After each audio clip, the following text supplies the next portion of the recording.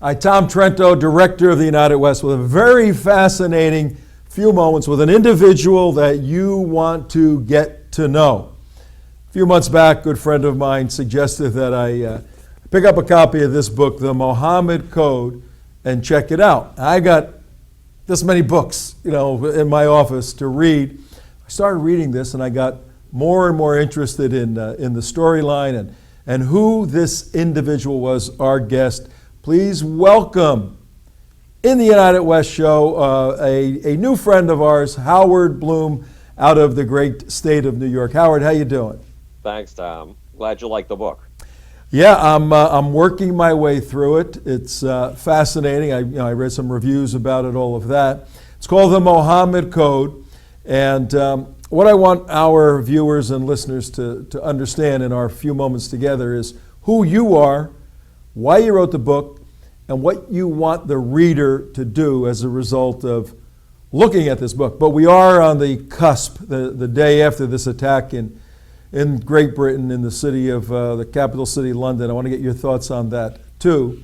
Where do you want to start? Want to start with who you are, or you want to start with London? Well, I can tell you who I am. I've been involved in science since I was 10 years old. I started in microbiology and theoretical physics. At the age of 13, I became totally engrossed in the question of how the forces of history are made. I was born the same year as the Holocaust, and Adolf Hitler was an absolute master at manipulating human mass behavior, at manipulating the forces of history. I wanted to understand how he did it so that in the future, when it was done, it could be done by the good guys, not the bad guys. And when I was a teenager, I became exposed to Islam and to the fact that militant Islam simply wants to exterminate the Jews. I had no idea of why, but it became a fascination because there is a figure very much like Hitler, and it sounds awful to say this, but Muhammad, the prophet, it turned out after more than 50 years of investigation that Muhammad was very much a figure like Hitler. But it would take me 50 years of investigation, 50 years of studying Islamic source books, the books that all good Muslims are supposed to be conversant with, for me to find out just how close that comparison between Hitler and Muhammad really was. All right, so you dive into this study, and you've written how many books now?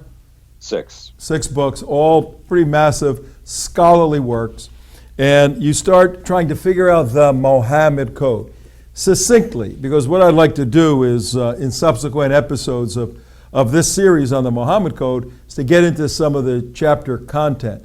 But succinctly, what is the Muhammad Code? The bottom line is we are told that if Israel only ceased to exist, there would be no problems in the Middle East, and that the only reason that Muslims hate Jews is because of the state of Israel. That is a vicious, really distorted lie. The fact is that anti-Semitism and a genocidal anti-Semitism, an anti-Semitism that calls for mass murder, goes all the way back to Muhammad. Muhammad built his religion on the backs of Jews. He loved ethnic expulsions against Jews. He loved mass murders against Jews. He left sayings like his famous line about the Jews being turned into pigs and monkeys in the Quran, and a line that shows up over and over and over again in another set of holy books called the Hadith, the eyewitness accounts of everything Muhammad did and said. And the saying goes like this: the day of judgment shall not arrive until every stone and tree shall stand up and say, there is a Jew behind me, kill him. That is a genocidal statement, and that precedes the existence of the state of Israel by over 1,000 years. Interesting point, and as I alluded to in subsequent episodes, we'll dive into some of the deconstruction and analysis of your study, because today the Islamic apologists will say, oh, those were contextual verses for a specific time. They're not transcultural. All of this, and it's important because our law enforcement agencies and our military agencies in the West trying to figure out for 16 years now how the hell to name the enemy. Who is the enemy? We're going to save that, Howard Bloom, because we know you have the answer to these questions. But what do you want your reader? I'm one of your readers now. What do you want your readers to know and to do as a result of the long, hard work you put into this book? I want you to call for your politicians to make sure that in some way we give a thorough analysis of the materials that are being used to teach children, babies 3 years old, 4 years old, 5 years old, in the Muslim communities of America, because we will find that the stories of Muhammad's genocidal impulses. Muhammad was not a prophet of peace. He never claimed to be a prophet of peace. The phrase does not occur in the holy books of Islam. Muhammad named himself a prophet of war. He commanded 65 military campaigns. He personally led 27 of them. He loved beheadings, especially of Jews. He loved really ghoulish acts against his fellow human beings. The stories of Muhammad and his military campaigns, how he conquered 317 square miles of territory a day for 10 years, those stories, or 8 years, those stories are taught to babies. They are taught to children, and they provide a murderous, war crimes-oriented example. We have to make sure those stories are not really being taught to kindergartners, to first graders, to second graders. We have to make sure that those stories are not being preached in mosques. Now, I'm a lifelong campaigner for freedom of speech, and how we square this with freedom of speech, I can't quite tell you. But kids in Detroit and Dearborn have to stop being taught about killing their fellow human beings as their obligation. They have to stop being taught that the day of judgment will not come, that the world will not reach its final state until Sharia law rules over every square inch of territory on earth. That kind of propaganda has no place in our country. It has no place in Europe.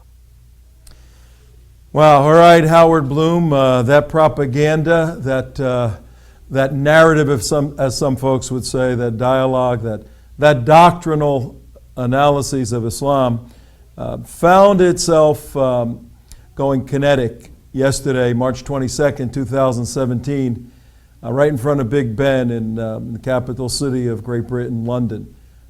Your quick analysis of what occurred. Khalid Massoud, who was 52 years old and was the man behind this, we say he's a lone wolf. No, there is no such thing as a lone wolf. If you kill unbelievers, kafirs, if you kill unbelievers in the name of Allah, you are not isolating yourself from your fellow human beings. You are joining yourself with your fellow human beings. You are joining with an ummah, with a body, an extended body of between 1.2 billion and 1.8 billion Muslims, depending on who's doing the counting. And it's the Muslim demographers who counted at around 1.6 billion. You are joining yourself with the Word of God Himself. That is Allah. You are joining yourself with the deeds of the Prophet to be holy, honest, and just in Islam. You must follow the steps of the Prophet, step after step after step. And as I said, for 8 years, Muhammad commanded 65 military campaigns, personally led 27 of them, sat in the marketplace of Medina all day long, while one Jewish male after another was brought from a basement and his head was sawed off in front of Muhammad. You are supposed to follow in the footsteps of that example. You are not a lone wolf. You are joining with one of the biggest social organisms in the history of mankind, a social organism that over the course of just a few decades from Muhammad's death took a territory 11 times the size of the conquest of Alexander the Great, 5 times the size of the conquest of the Roman Empire, 7 times the size of the United States. The biggest empire in the history of the world, the biggest imperialist and colonialist enterprise in the history of the world. You are not isolating yourself. You are making yourself a part of something literally far, far bigger than yourself.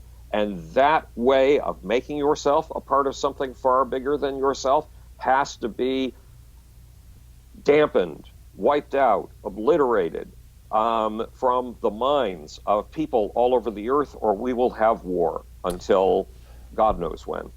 All right, those sober words. And Khalid Massoud, the 52-year-old jihadi yesterday, indeed viewed his life and his eternity through jihad, through the the context in which you just analyzed and explained.